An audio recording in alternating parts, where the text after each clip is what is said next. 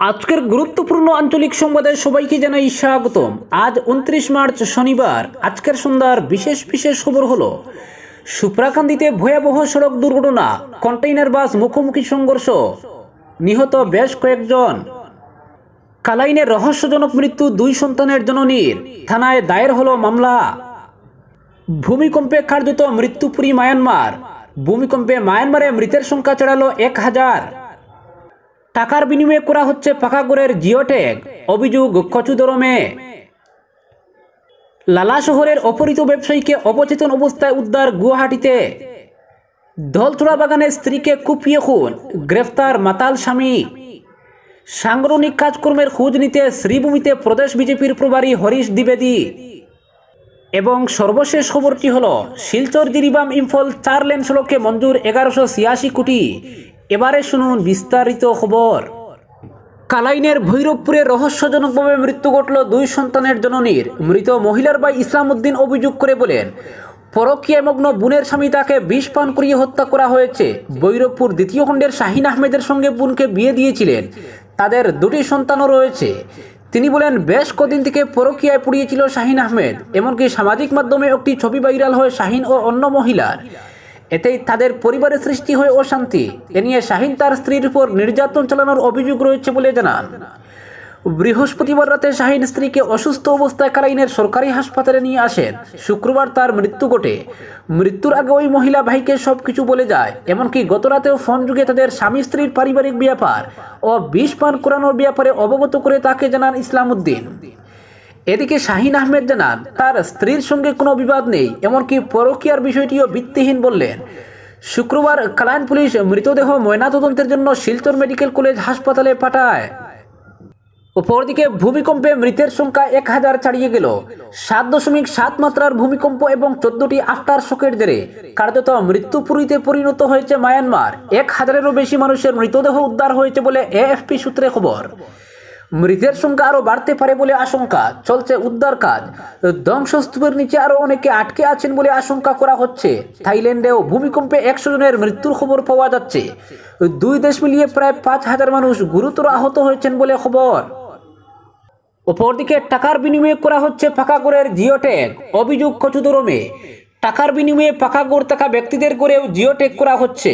আর দাবি মতো টাকা না দিলে হতদরিদ্র খাঁচা গড়ে থাকা ব্যক্তিদের গড়েও জিওট্যাগ করা হচ্ছে না। সারা রাজ্যে যখন দরিদ্র সীমারেখার নিচে বসবাসকারী লোকের সরকারি পাকাগড় প্রদানের জন্য জিওট্যাগিংয়ের কাজ চলছে, ঠিক সে সময় এমনই অভিযোগ উঠেছে সোনাই উন্নয়ন খণ্ডের কচুদরম জিপিতে। কচুদরম জিপির দক্ষিণ মোহনপুর 5ম খণ্ড গ্রামের ইশাদ আলী লস্কর, ফখরুল ইসলাম লস্কর, হারুন মিয়া লস্কর, নাহরুল ইসলাম মজুমদার, মতসিন আলী লস্কর প্রমুখ ব্যক্তি অভিযোগ জানান।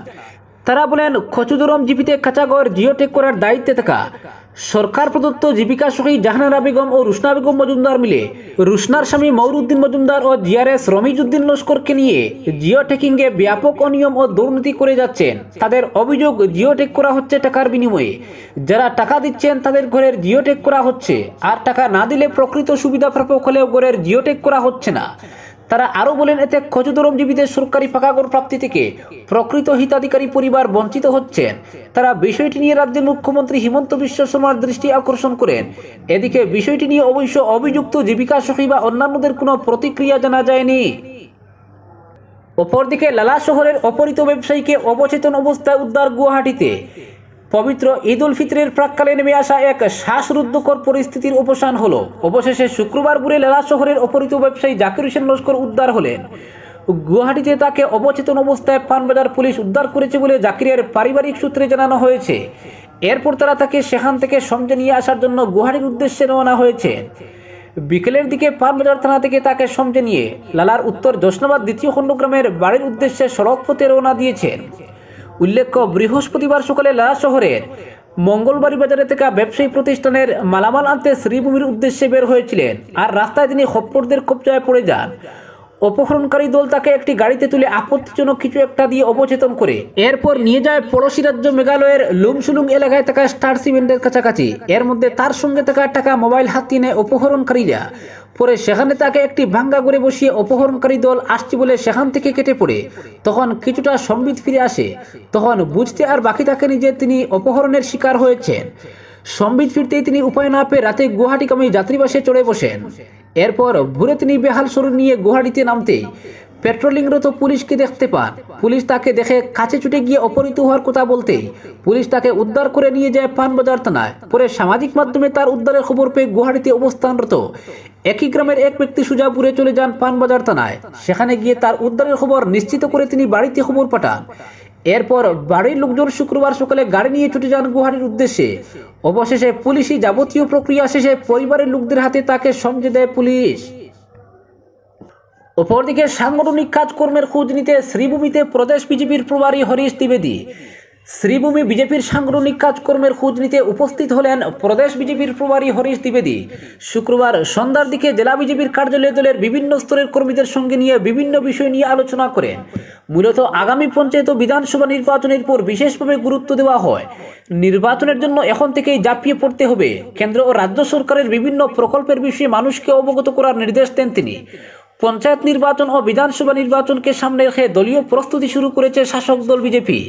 সমগ্র রাজ্যের সঙ্গে শ্রীভূমি জেলায় বুথ লেভেল থেকে জেলা পর্যায় পর্যন্ত সাংগঠনিক নির্বাচন সম্পন্ন হয়েছে।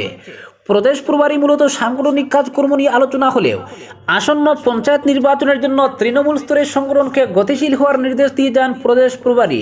জেলা কমিটির সবকটি মোর্চা মণ্ডলের পদাধিকারীর সঙ্গেও বিভিন্ন বিষয় নিয়ে আলোচনা করেন তিনি। দলের প্রতিটি সংগঠনকে মজবুত করার পাশাপাশি আসন্ন পঞ্চায়েত নির্বাচনে যাতে দল ভালো ফলাফল করতে পারে এই বিষয় নিয়েও রীতিমতো নির্দিষ্ট রণকৌশল প্রস্তুত করার উপর গুরুত্ব আরোপ করেন প্রদেশ প্রভারী হরিশ দ্বিবেদী।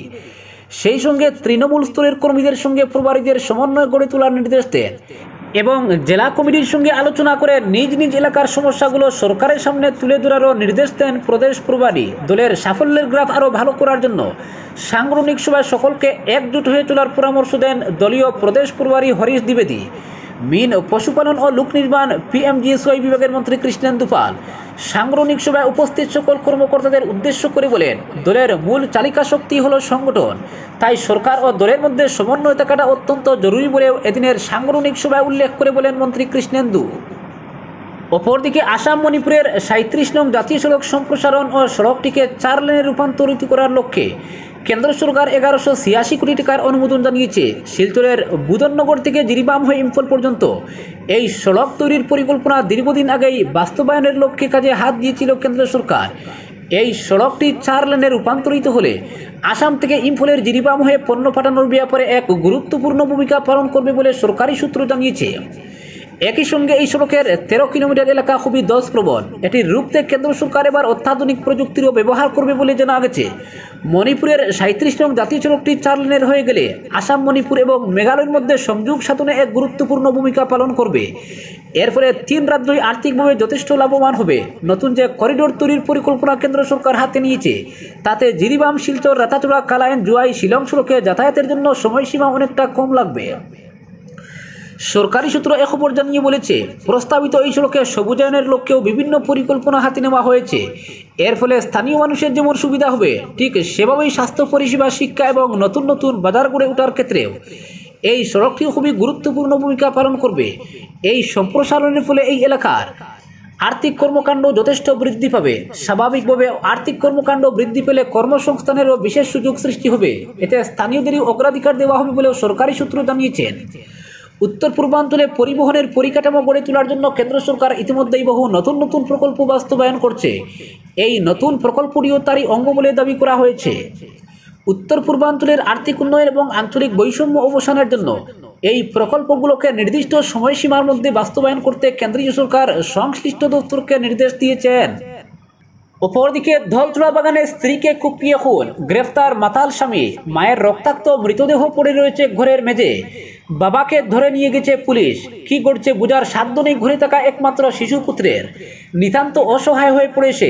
যদিও পরে পাশের ঘরে থাকা বয়সের বারে ভারাক্রান্ত দাদু দিদার কাছে কেটেছে রাত।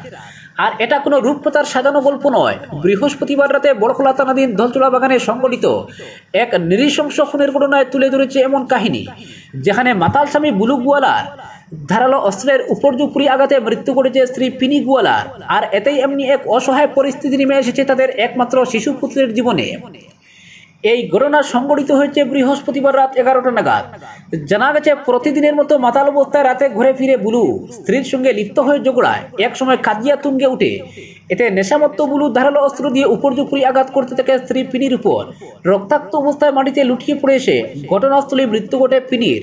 এদিকে স্থানীয় গ্রামরক্ষী বাহিনীর তরফে খবর পেয়ে রাতে দ্রুত ঘটনাস্থলে ছুটে আসে বড়খোলা থানার পুলিশ। রাতেই আটক করে থানায় নিয়ে যান হত্যাকাণ্ডে জড়িত বুলু গোয়ালাকে। ঘরে পড়ে থাকে পিনির নিতর মরদেহ, আর পাশে বসে থাকে পিনির একমাত্র অবুধ শিশুপুত্র বিশাল। যদিও সে সময় পাশের ঘরে ছিলেন পিনির বৃদ্ধ শ্বশুর শাশুড়ি, কিন্তু তারা ঘুমিয়েছিলেন। যদিও পরে শিশুটি রাত কাটায় ঠাকুমার কাছে। রাত পোহাতেই সে হন্যে হয়ে পড়ে নিজের জন্মদাত্রী মা বাবাকে কাছে পেতে, কিন্তু ওর বোঝার সাধ্য হচ্ছে না যে বাবার হাতে নৃশংস খুনের বলি ওর মা। কিছুদিনের জন্য সে হারিয়ে বসেছে মাকে, একমাত্র বর্ষা যদিও বাবা, কিন্তু সেই পাষণ্ড বাবাকে ধরে নিয়ে গেছে পুলিশ। তাই নিঃসঙ্গ শিশুটি। এ সময় মরণোত্তর পরীক্ষার জন্য মায়ের মৃতদেহ পড়ে রয়েছে মেডিকেলের মর্গে। তবে অন্যান্য শিশুর মতো মায়ের আঁচল ধরে বায়না ধরার দিন যেমন ফুরিয়ে গেছে অবুধ শিশু বিশালের, তেমনি জেল থেকে ফেরার আগ পর্যন্ত বাবাকেও দেখা হবে না ওর। তাছাড়া বয়সের বারে অচল ঠাকুমা ঠাকুরদা বা কতদূর দেখভাল করবেন। আর বলতে গেলে এ ঘটনার নেপথ্য কিনা নেশা, কেননা বুলুর নেশাগ্রস্ততায় শুধু কেড়ে নেয়নি স্ত্রীর পিনির জীবন, এক প্রকার অনিশ্চয়তায় ঠেলে দিয়েছে শিশুপুত্র বিশালের জীবন। আর এই ঘটনায় ফের সামনে এসেছে বড়খোলায় নেশার রমরমা কারবারে শুধু চুরি ছিনতাই নয়, ঘটছে সামাজিক অবক্ষয়, পারিবারিক কলহ, এমনকি হত্যাকাণ্ডের মতো জঘন্য ঘটনা। আজকের বিশেষ সংবাদ এখানেই সমাপ্ত।